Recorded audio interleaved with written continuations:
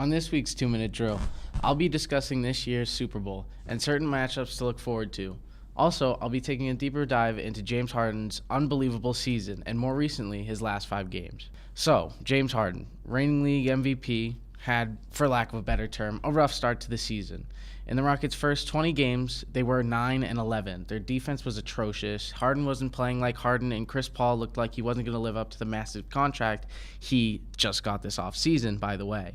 And the Rockets, as a team, looked like a mediocre lottery team. Just as things were looking up for the Rockets after their next 10 games going 7-3, tragedy struck. On December 20th, in a game against the Heat that would have been their 6th straight W had they won the game, unfortunately, they not only lost the game, they lost Chris Paul. With that injury to CP3, Harden knew his team needed him. Something clicked in his mind. A different beast was on the horizon.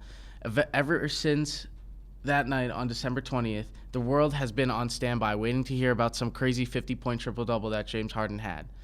Flipping the switch to the NFL and Super Bowl 53, it was decided this past weekend in 2 historic yet controversial conference title games. To make a long Sunday of football short, the Patriots, of course, and the Rams ended up respectively winning both of their games, all in all punching their ticket to the Super Bowl. Obviously, if you're not from around here, or if you are but still hit the Patriots, you know who you're rooting for, and vice versa. But if you're just watching the game for fun because your team didn't make it, here are some matchups to look forward to. The number one matchup a lot of people are going to be looking forward to is Brady versus Goff, the 2 quarterbacks. Of course, nobody really wins without a quarterback. The quarterback position is the most important position in possibly all of sports. So, on one side, you have the Patriots quarterback, Tom Brady, 41 years old, and on the other side, you have the young upstart, the 24-year-old Jared Goff. 17-year age difference.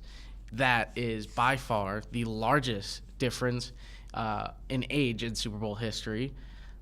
So that's pretty crazy. So who's going to get the upper hand? Is it going to be Brady because of experience, or is it going to be Jared Goff because he has the better team? Guys, I see Jared Goff getting the upper hand. He has the better weapons, the better offensive line, and he has a better defense to rely on if he's not doing that well. Jared Goff, I think, is pretty underrated. I think he's a great player. I think he's overlooked. Obviously, he didn't have the best end to the season. He had a lot of tough games, especially one against the Chicago Bears in prime time. It was in Chicago. Jared had a tough time, getting into a rhythm that game and really struggled. But I think that in last week's NFC title game, Jared Goff showed that he can be, a really good quarterback. He can carry you to a championship, and he can step up in certain moments when you need him the most. Brady, I know Brady is Brady. He's been to the Super Bowl 9 times or whatever. I don't even know. I know that he's the greatest quarterback of all time to many people, almost everybody. But I just see Goff having the better team. I think he has a better chance of, getting the upper hand. I don't think that the Patriots defense is as good as the Rams defense. So, I think that helps out. That'll give him the upper hand playing a weaker defense.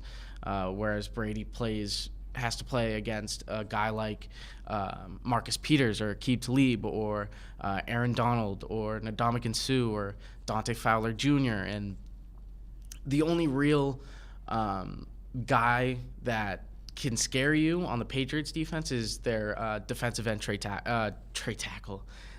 Flowers. So the next matchup is Stephon Gilmore, the cornerback for the Patriots, versus Robert Woods or Brandon Cooks, whichever one he's on. He's going to be matched up against one of these guys. I think it's probably going to be Woods. I think that they'll probably put Jonathan Jones, their second-string corner, on Brandon Cooks because of the speed matchup. Brandon Cooks, obviously one of the fastest wideouts in the game. And Jonathan Jones ran like a 4.4 in his 40-yard dash. So, they can match up pretty well. So if Gilmore does face Robert Woods, who has the edge here? To me, I think it's Stephon Gilmore. I think that he's, lived up to the hype, of the contract that he got from the Patriots just a couple years ago. He's an all-pro. According to Pro Football Focus, stuff like that. He's number one at a bunch of stats. So I think that, he's a great corner. I think that he's going to be able to guard Robert Woods. I know Robert Woods is a pretty good wideout if, for anybody that doesn't watch Los Angeles Rams football, Robert Woods is a great wide receiver. He's, I'm pretty sure, a Pro Bowl wideout, so, but if Gilmore does cover Cooks, I do think Cooks is going to have the edge. I think that, routes over the middle, a lot of in routes and in cuts and stuff like that, slant routes will have Gilmore beat when it comes to facing Brandon Cooks, because Cooks obviously quicker, more agile. So on routes with quick cuts and these little moves that can kind of get you off, off your game or whatever. I think that's going to work in Brandon Cook's favor. So if I'm Bill Belichick, I make sure that Stephon Gilmore is on Robert Woods the whole game. I think that's their best matchup in terms of top corner versus top receiver. So the next matchup is the Patriots front four, their defensive line, against the Rams offensive line. On the offensive line for the Rams, they've got most notably Andrew Whitworth, the left tackle. He's Pro Bowl left tackle, all-pro left tackle, one of the best tackles in the game. So the rest of their line is very good. It's not just Whitworth. So, but as far as the Patriots front four goes, they got guys like the aforementioned Trey Flowers. They have Lawrence Guy, who's a big D tackle up the middle. They have Kyle Van Noy, who's really good and has been really good. And they've got a couple other guys, coming off the edge and coming up the middle, and they showed it. They showed that they can withstand an offense. They showed it against a really good LA Chargers offense, and they showed it against a really good Kansas City Chiefs offense, obviously the number one offense in the in the league. So if the Patriots front four can kind of get pressure on Jared Goff and pressure him up the middle, don't let him step up in the pocket, let him go outside, run, and try and make something happen, because if you let him step up, it's easier to try and find somebody. It's easier to make a throw. You can't make a throw, very easily unless you're, while you're on the run, unless your name is Patrick Mahomes. So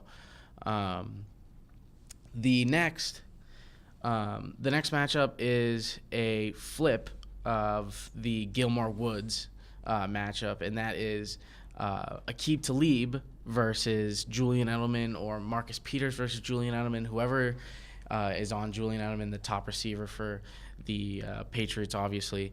Aqib Talib, Marcus Peters, both pretty even. I wouldn't say one's better than the other.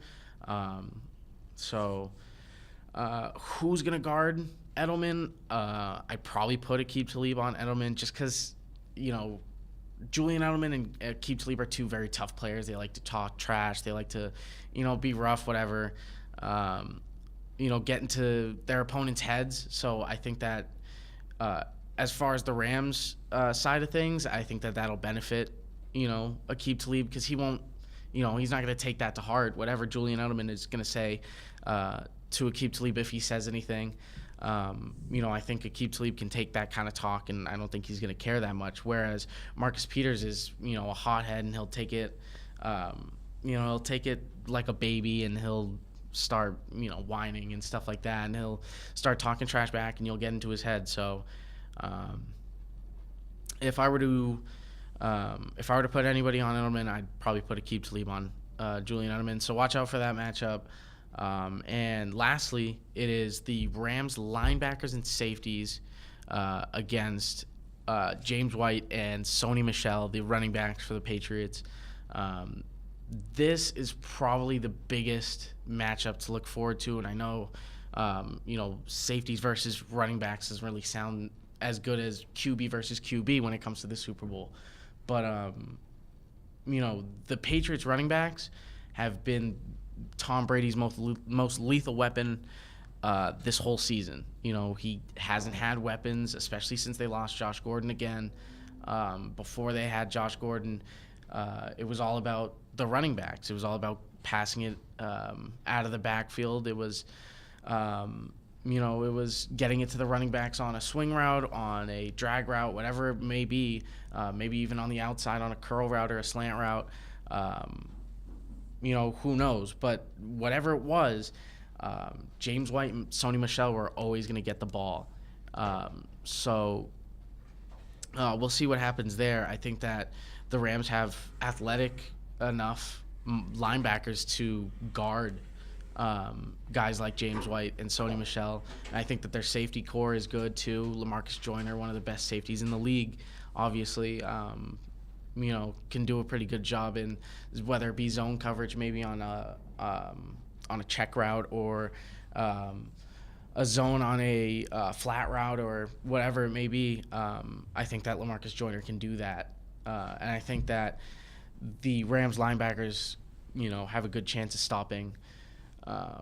stopping the running backs of the Patriots. I think it's because of their athleticism and, the way that they can cover anybody out of the backfield. So those are pretty much it for the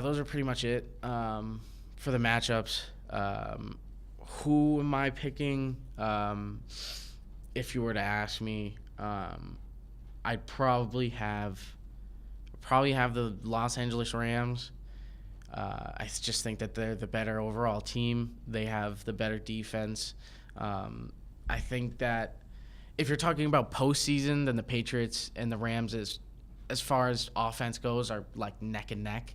But if you were gonna go off of what they did in the regular season, then I'd take the Rams offensively too. So, obviously a big matchup that I didn't talk about is the head coaches, Bill Belichick versus Sean McVay. Obviously that's a pretty important matchup in terms of game planning and schemes and stuff like that, and how to cover what, defensively, and how to get past what offensively. So I don't know. I wouldn't be surprised if I were wrong either. If the Patriots do pull it out, I wouldn't be surprised. But I do think that the Rams are gonna win this game. So that's about it for this week's 2-minute drill.